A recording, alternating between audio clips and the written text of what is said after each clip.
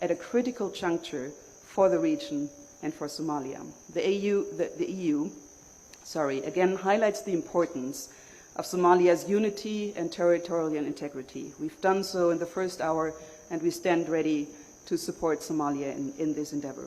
We stand firm in the belief that positive bilateral cooperation is essential for the region, especially as Somalia is entering a critical year for its security transition and trust building. Third, these two crises have a common connector, the Red Sea. The Red Sea is where regional dynamics have their most visible link to global geopolitics and geopolitical developments. The critical waterway, carrying more than 10% of global cargo and 20% of European trade with Asia, has experienced a profound destabilization. The Houthi militias continue its attack on commercial shippings in a worrying trend. The EU is a long-standing security contributor in the Red Sea, evidenced by our Operation EUNAVFOR Atalanta, which succeed in curbing Somali piracy. Together with our partners in the IGAD region, we need to respond to this emerging threat collectively, as it touches our joint interests in a Red Sea which is free, secure, and prosperous. These acute problems of today are risking the region to lose sight of the long-term challenges and opportunities this region holds. This means they keep us from facing the challenges of climate change, socioeconomic grievances, terrorism, while we grapple with the pressing realities that gather us here today. Also, they keep us from harnessing the region's immense potentials, its youth, its resources, its innovations, the potentials of regional economic integration, and to build on its strategic location. On my recent mission to the Horn and the Gulf, I witnessed a strong awareness that collective security requires shared solution.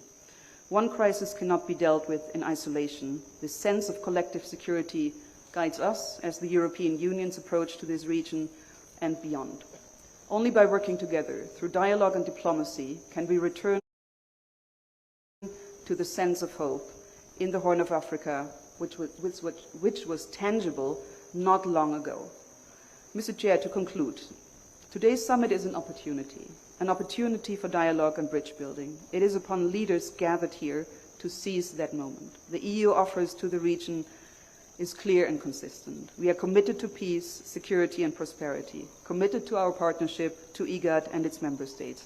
We are ready to support mediation, dialogue, and de-escalation efforts across the region and beyond.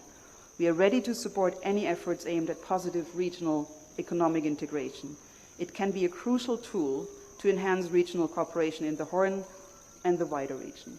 Lastly, the EU has been a consistent supporter of IGAD and its task force for the Red Sea and the Gulf of Aden. Also, we are a long-standing partner to build maritime capacities across the Red Sea region and currently setting up additional maritime security operations. We stand ready to work together closely with our partners on both sides of the Red Sea and face the new challenges together. I thank you for your attention. Thank you very much, Anne. Now I give a floor for Special Envoy of the United States of America.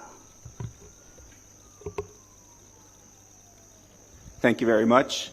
Excellencies, heads of state and government of IGAD, ministers, colleagues, heads of delegation, all protocols observed. Good afternoon. I bring greetings from President Biden and Secretary Blinken. We thank you again for inviting the United States to address this key group of leaders.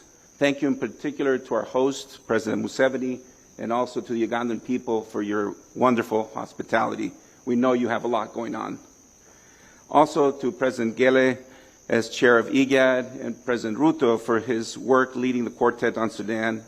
And of course, this all has come together thanks to the work of Dr. Workney and his team for this very important meeting. We very much appreciate our close partnership with Chairman Faki and the African Union as we support your efforts to advance peace and stability on the continent by promoting African solutions to African problems. Last month, on December 9th in Djibouti, IGAD met and we discussed how to bring an end to the war in Sudan. And let me reiterate that the United States remains committed to working with IGAD the African Union, and our partners to do just that. Today's meeting also addresses how to lessen tensions following the announcement of a Memorandum of Understanding, an MOU, between Ethiopia and Somaliland. We are troubled by what is reportedly included in this MOU. We join the chorus of voices in the region and internationally, affirming our respect for Somalia's sovereignty, territorial integrity, and political independence, consistent with the UN Charter and the Constitutive Act of the African Union, which Chairperson Faki just referred to as sacrosanct. We also welcome the African Union's Peace and Security Committee communique of yesterday in this regard. As we have repeatedly said, the United States recognizes the Federal Republic of Somalia's sovereignty, its unity, and its territorial integrity, which includes Somaliland. We believe the status of Somaliland is an issue for Somalis, including Somalilanders, to decide. We are particularly concerned that the increase in tensions over the Memorandum of Understanding threatens to disrupt the fight that Somalis, along with Africans and regional and international partners, including the United States, are waging against al-Shabaab. We have already seen troubling indications that al-Shabaab is using the MOU to generate new recruits. It is vital for Ethiopia and Somalia to remain focused on this shared security priority. We urge both sides to avoid precipitous actions, including related to existing Ethiopian force deployments in Somalia, that could create opportunities for al-Shabaab to expand its reach within Somalia and into Ethiopia. The government of Ethiopia has cooperated with the governments in Somalia and Somaliland region for many years, and it is essential that it continues. We believe that amid ongoing security and stability concerns throughout the Horn of Africa, it is critical for governments in the region to maintain working relationships and close dialogue with each other to address shared challenges. The region can ill afford further conflict. The United States also welcomed IGAD's efforts today to address the deepening crisis in Sudan. This summit provides another opportunity for us all, IGAD, the African Union, and all concerned states, to call on the SAF and RSF to immediately end the fighting, adhere to their obligations under international humanitarian law and respect for human rights, and allow unhindered humanitarian access to meet the emergency needs of civilians. It is time for them to take action consistent with their stated claims that they want to stop the fighting and meet the needs of the Sudanese people.